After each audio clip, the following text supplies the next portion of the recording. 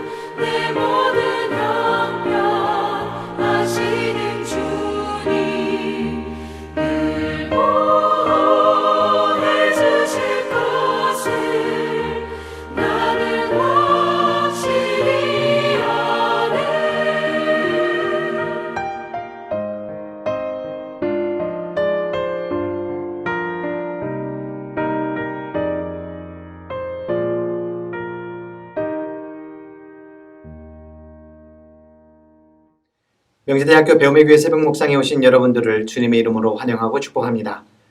오늘도 하나님께서 주시는 은혜와 평강이 여러분들의 삶 가운데에 가득 넘치시기를 기도드립니다. 오늘 함께 나눌 하나님의 말씀은 열왕기하 18장 1절에서 8절까지의 말씀입니다. 이스라엘의 엘라 왕의 아들 호세아 제3년에 아하스의 아들 히스기야가 유다 왕이 되었다. 그가 왕이 되었을 때에 그는 25살이었다. 그는 예루살렘에서 29해 동안 다스렸다. 그의 어머니 아비는 스가랴의 딸이다. 그는 조상 다윗이 한 모든 것을 그대로 본받아 주님께서 보시기에 올바른 일을 하였다. 그는 산당을 헐어버렸고 돌 기둥들을 부수었으며 아세라 목상을 찍어버렸다. 그는 또한 모세가 만든 구리뱀도 산산조각으로 깨뜨려버렸다. 이스라엘 자손이 그때까지도 느흐스탄이라고 부르는 그 구리뱀에게 분향하고 있었기 때문이다. 그는 주님이신 이스라엘의 하나님만을 신뢰하였는데 유다 왕 가운데는 전에도 후에도 그만한 왕이 없었다. 그는 주님에게만 매달려 주님을 배반하는 일이 없이 주님께서 모세에게 명하신 계명들을 준수하였다. 어디를 가든지 주님께서 그와 같이 계심으로 그는 늘 성공하였다. 그는 아시리아 왕에게 반기를 들고 그를 섬기지 않았다. 그는 가사와 그 전 경계선까지 또 망대로부터 요새화된 성읍에 이르기까지 블레셋을 모두 쳐부수었다.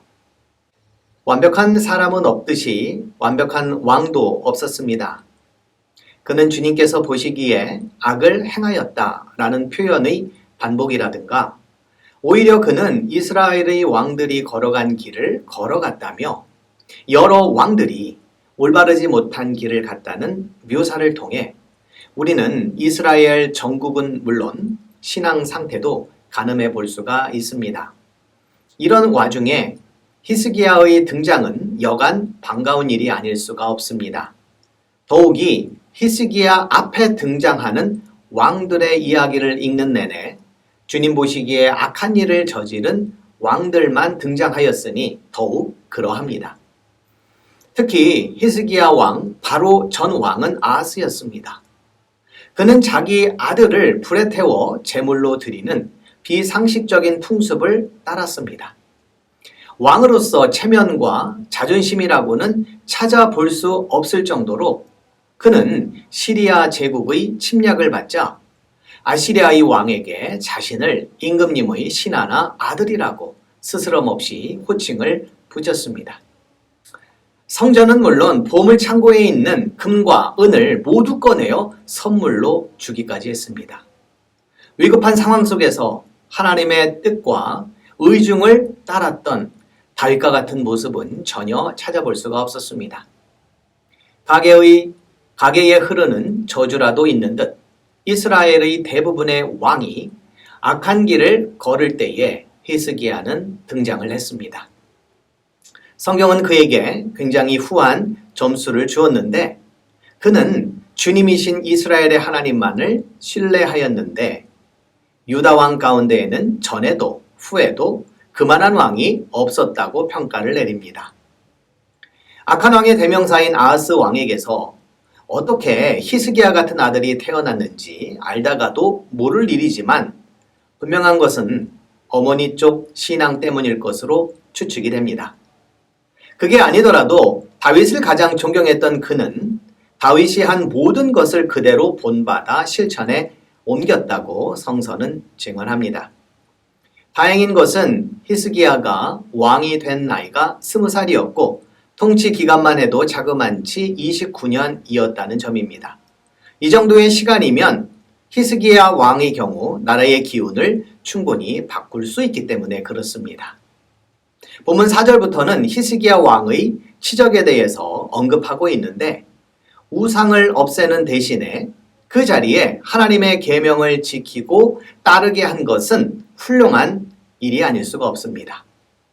한낱 운명이나 점술 같은 것에 인생을 맡기기보다는 큰 존재가 되시는 하나님의 말씀을 따라 사는 것은 바람직한 일이기 때문에 그렇습니다.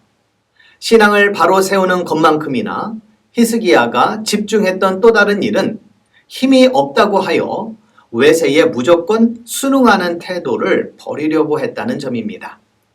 아버지 아하스는 당시 패권을 장악하고 있던 아시리아의 충견 역할을 했지만 히스기야는 아시리아의 침략에 대항해 이겨내려고 했습니다. 이것은 매우 위험한 일이기도 하거니와 히스기야를 둘러싼 내각에서도 찬반 의견이 분분했을 사안입니다. 힘센 나라를 건드려서 좋을 게 없기 때문에 그렇습니다. 그러나 히스기야는 아시리아 왕에게 매달리지 않고 반기를 들었습니다. 오로지 주님에게만 매달렸습니다. 이런 히스기야에게 돌아간 축복은 어디를 가든지 주님께서 그와 같이 계심으로 늘 성공하는 인생이었습니다. 성공하는 인생, 그것은 어디를 가든 무엇을 하든 주님께서 함께 하시는 삶입니다. 그 성공이 흔히 우리가 생각하는 금전적 혹은 출세와 같은 것이 아닌 고난과 어려운 상황일 수도 있지만, 그럼에도 성공은 그러한 상황 속에서 하나님이 함께 하시는 삶입니다. 히스기야는 이러한 성공의 의미를 가장 잘 드러내었던 왕이라고 할 수 있겠습니다.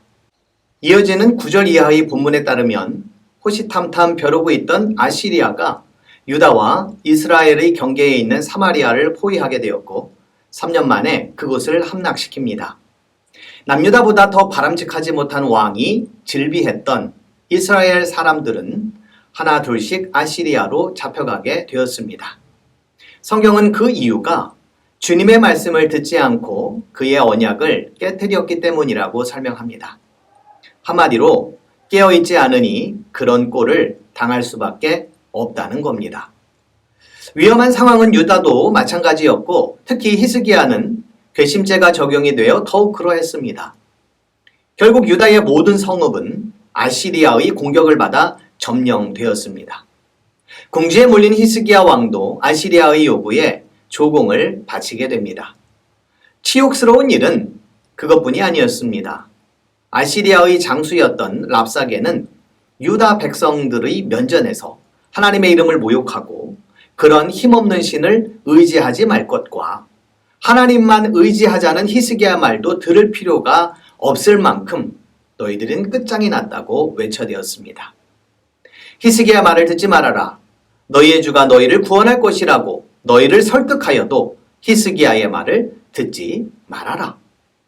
자존심 상하는 랍사게의 말에 혈기나 객기를 부릴 수도 있는 상황이지만 히스기야는 모든 이들로 하여금 말을 하지 않게 했습니다. 무슨 말을 들어도 상대하지 말자는 의도였습니다. 다만 히스기야는 예언자 이사야를 통해 하나님의 말씀을 듣고자 했습니다. 아버지 아하스와는 전혀 다른 태도이고 자세입니다. 히스기야의 모습은 오늘 우리에게 이런 질문을 하는 듯합니다.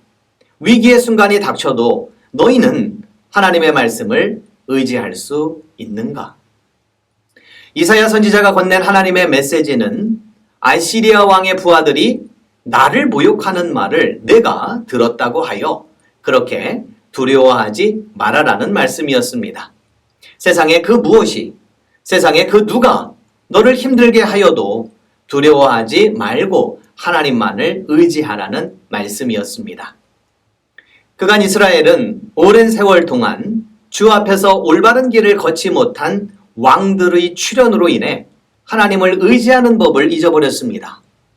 비극은 여기서 끝나지 않았는데 하나님을 의지하지 않으니 역사를 바꾸는 궁극적인 존재와 힘의 대상인 하나님의 이름이 점점 잊혀갔다는 사실입니다. 이런 상황을 뒤바꿔줄 사람은 절대적으로 필요했습니다. 아무도 그 일을 하지 않는다면 이 땅에 하나님의 이름의 능력은 사라질 것이기 때문입니다. 히스기야 왕은 이런 사실이 가슴이 아팠습니다. 그래서 이렇게 기도를 했습니다. 주님만이 이 세상의 모든 나라를 다스리시는 오직 한 분뿐이신 하나님이시며 하늘과 땅을 만드신 분이십니다. 언젠가는 히스기야 왕과 같은 인물이 필요합니다. 어떤 때는 히스기야 왕과 같은 사람이 나타나야 합니다.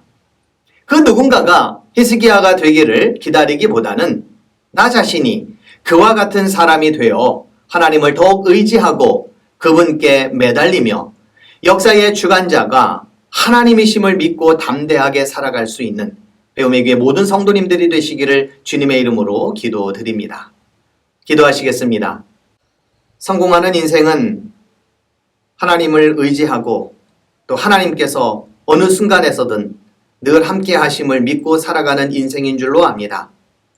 고난과 어려운 여건 속에서도 현실을 바라보며 낙심하고 두려워하기보다는 하나님을 더욱더 의지하며 살아가는 자들 되도록 주님 도와주시고, 의지하며 살아가는 이들에게 역사의 주관자 되시는 하나님의 능력과 함께 하심이 늘 함께하는 귀한 인생이 될 수 있도록 주님 도와 주옵소서. 감사드리며 예수님의 이름으로 기도드립니다.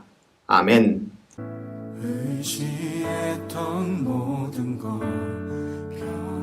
변해가고 억울한 마음은 커져가네.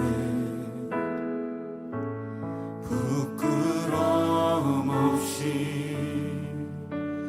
살고 싶은 마음 주님 아시네.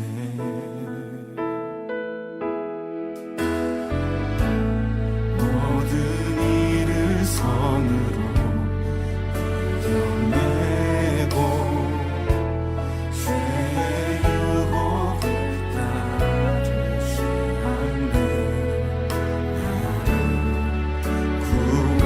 구원하신 영원한 그 사랑, 그 신분이 날 붙드시네. 주어진 내 삶이 작게만 보여도 선하신 주 나를 이끄신 몸에 중심을 보시는 주님만 따르네. 날 택하신 주만 의지해.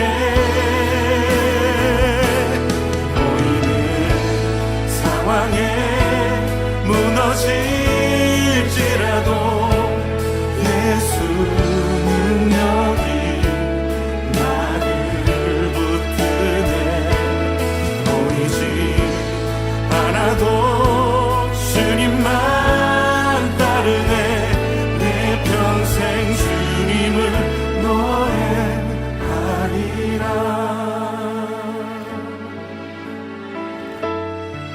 모든 일을 선으로 이겨내고 죄의 유혹을 따르지 않네. 나를 구원하신 영원한 그 사랑, 그 신근에 날 붙드시네. 주어진 내 삶이 작게만 보여도 선하신 주 나를 이끄신 몸에 중심을 보시는 주님만 따르네. 날 택하신 주만 의지해. 보이는 상황에 무너질지라도 예수 능력이 나를 붙드네. 보이지 않아도 주님만 따르네. 내 평생 주님을 노래. 우리 다시 한번 고백합시다.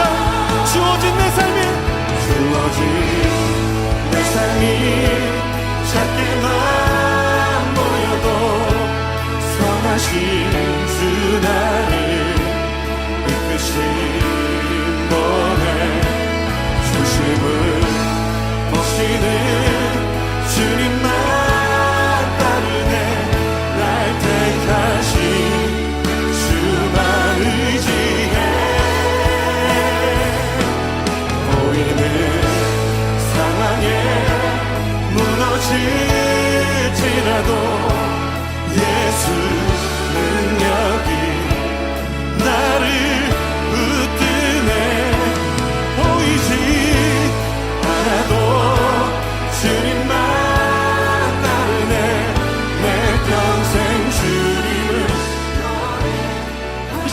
기도하며 나갑시다. 주님, 선하신 주님이 나를 이끄심을 믿습니다.